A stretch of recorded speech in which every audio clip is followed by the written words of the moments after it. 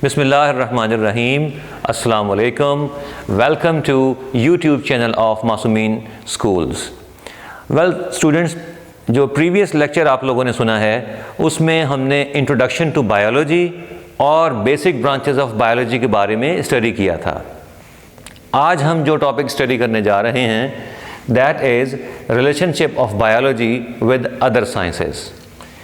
इसको अंडरस्टैंड करने के लिए आप थोड़ा सा अगर जहन में ये लाएं कि being a teacher of biology, अगर मैं ये कहूँ कि biology is the most important branch of science, और अगर आप सिर्फ बायोलॉजी को ही पढ़ लें तो बाकी साइंसेस को थोड़ा बहुत पढ़ने से गुजारा हो सकता है। तो बच्चों, मेरी ये बात बिल्कुल भी एप्लीकेबल नहीं होगी। द रीज़न इज़ दिस कि बायोलॉजी के साथ साइंस की बाकी ब्रांचेस आपस में अटैच्ड हैं, रिलेटेड हैं। अब जब एक ब्रांच दूसरी ब्रांच के बगैर साइंस की मुख्तलिफ़ चीज़ों को कम्प्लीटली डिफ़ाइन नहीं कर पाएगी तो इनको आपस में रिलेट करके हमें पढ़ना पड़ता है, जिसको हम क्या नाम देंगे? Inter disciplinary sciences.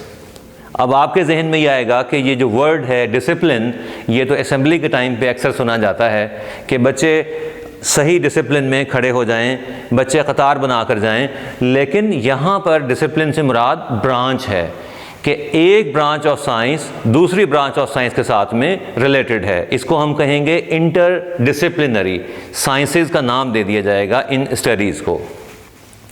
अब मेजर जो ब्रांचेज ऑफ साइंस हैं उनको अगर हम देखें तो बायोलॉजी केमिस्ट्री के साथ में भी रिलेटेड है, बायोलॉजी फिज़िक्स के साथ में भी रिलेटेड है, इसी तरह से बायोलॉजी मैथमेटिक्स और बाकी साइंसेस की ब्रांचेस के साथ में भी रिलेटेड है।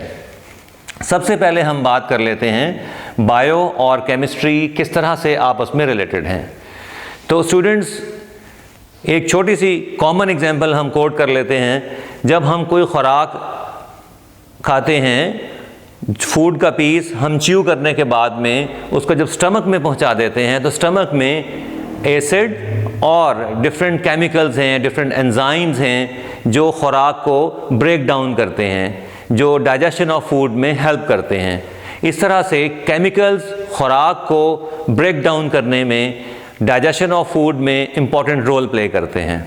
इस तरह से अगर आप ब्लड को देखें तो ब्लड के अंदर भी डिफरेंट सॉल्ट्स हैं, डिफरेंट एलिमेंट्स हैं, और बॉडी के अंदर मुख्तलिफ़ जगहों पे मुख्तलिफ़ एलिमेंट्स जिनको बायो एलिमेंट्स कहा जाता है वो अपना रोल बहुत अहम तरीके से परफॉर्म कर रहे हैं। इस तरह केमिस्ट्री और बायोलॉजी ये आपस में रिलेटेड हैं। इसकी हमारी बॉडी से रिलेटेड या लिविंग ऑर्गेनिजम्स के हवाले से और बेइंतहा एग्जांपल्स आगे अपने चैप्टर्स में आपको पढ़ने को मिलेंगी। इसलिए जब बायो और केमिस्ट्री को हम रिलेट करके पढ़ेंगे तो that branch of biology is known as biochemistry. Now students, we talk about biophysics, and biophysics से मुराद ये होगी कि फ़िज़िक्स के लॉज अगर किसी जगह पर हम अप्लाई होते हुए देख रहे हैं तो दैट इज़ कॉल्ड बायोफिज़िक्स। अब फिज़िक्स के लॉज कहाँ पे अप्लाई हो सकते हैं हमारी बॉडी से रिलेटेड?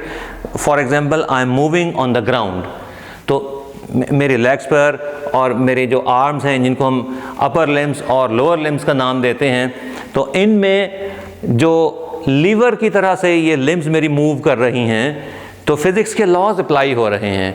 मेरी बॉडी के ऊपर इस वक्त ग्रेविटी अप्लाई हो रही है, तो ये ग्रेविटी और जो laws of motion like lever की वर्किंग वगैरह की तरह से मैं अपनी लिम्स की मूवमेंट को डिफ़ाइन कर रहा हूँ, तो दिस इज़ कॉल्ड बायोफिज़िक्स। कि फ़िज़िक्स और बायोलॉजी ये भी आपस में रिलेटेड हैं। Now students, we talk about the relationship of biology with mathematics. अब आप देखें, अगर हम किसी का बॉडी टेम्परेचर ले रहे हैं तो नॉर्मली वी से 37 डिग्री सेंटीग्रेड। अब देखें, ये न्यूमेरिकल वैल्यू है 37 डिग्री सेंटीग्रेड, और अगर हमने एनवायरनमेंट के टेम्परेचर को काउंट करना है, सुबह के वक्त में क्या था, दोपहर के वक्त में क्या था, रात के वक्त में क्या था, और पूरे 24 आवर्स की एक हमने एवरेज निकालनी है, तो इन तीन रीडिंग्स की एक मीन वैल्यू निकालने के लिए हम इनको 3 पे डिवाइड करेंगे। तो इस तरह से बायोलॉजी की स्टडीज़ के साथ में मैथमेटिक्स भी बहुत ज़्यादा रिलेटेड है। आपने अक्सर सुन रखा होगा कि माइक्रोस्कोप के ज़रिए से हम लोग माइक्रो ऑर्गेनिजम्स को स्टडी करते हैं जिनका साइज़ 400 माइक्रोमीटर, 500 माइक्रोमीटर या इस तरह डिफरेंट साइज़ के माइक्रो ऑर्गेनिजम्स आगे स्टडी करने को मिलेंगे। तो बायोलॉजी और मैथमेटिक्स भी आपस में बहुत ज़्यादा रिलेटेड हैं। इसको हम बायोमैथमेटिक्स भी कह देते हैं और बायोमेट्री का नाम भी देते हैं। मीट्री लफ्ज़ निकला है, जैसे मीट्रिक सिस्टम आप लोगों ने पढ़ा है कि मैथमेटिक्स और बायोलॉजी ये भी आपस में क्लोजली रिलेटेड हैं। अब बायो और इकोनॉमिक्स का आपस में क्या रिलेशनशिप है?